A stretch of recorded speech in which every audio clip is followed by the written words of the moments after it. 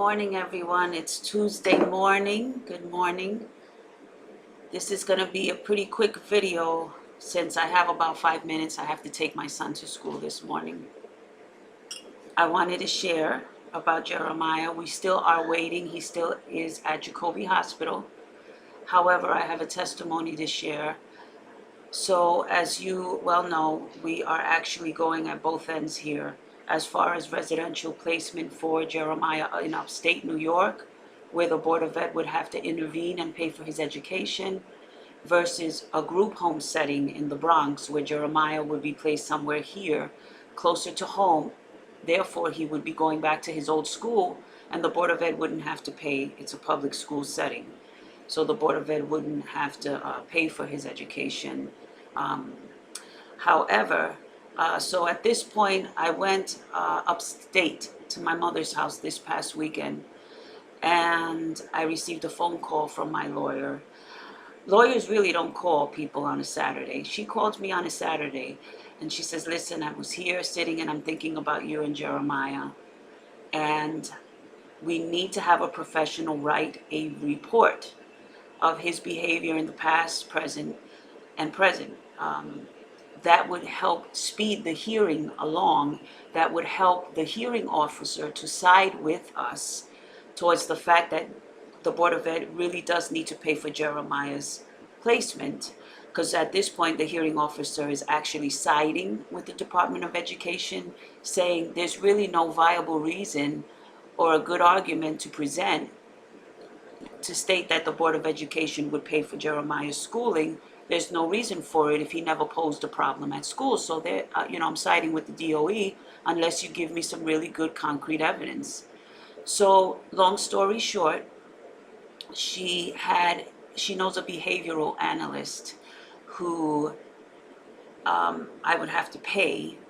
Her flat rate is $800 to help write a behavioral report on Jeremiah. Behavioral analysts are professionals, and that her report would help us tremendously. So I told her, listen, if I need to put it on a payment plan, speak to the behavioral analyst and tell her, if she can work with a payment plan for us, I'll do it. I just want to get my son out of the hospital. And Andrea says, yeah, it's worth a shot. I think you have a really good chance of winning the case if you have her report. Andrea calls me on Monday morning and says, I spoke with the behavioral analyst, and she says that she wants to meet with you and Jeremiah, and she's going to do this pro bono, which means that she's going to work his case for free. For free.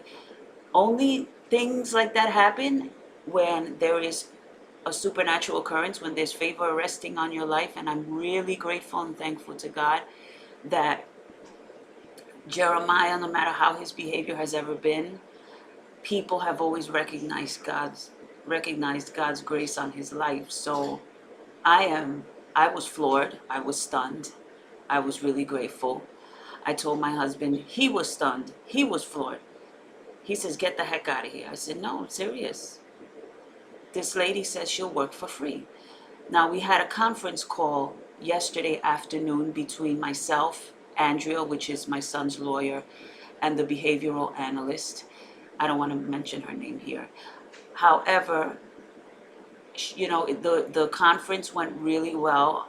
We're supposed to be meeting this Thursday between 12:30. We'll be meeting together 12:30 so she can speak with me, get a background on Jeremiah, and then she's going to be interviewing him between 2 and 3 in the afternoon, 2 and 3:30. So I wanted to share that with you guys. I wanted to encourage you that when all seems impossible, God always breaks through. And just wanted to share that. Pray you have a blessed day. I'm actually on my way to church, looking forward to it. Take care. God bless.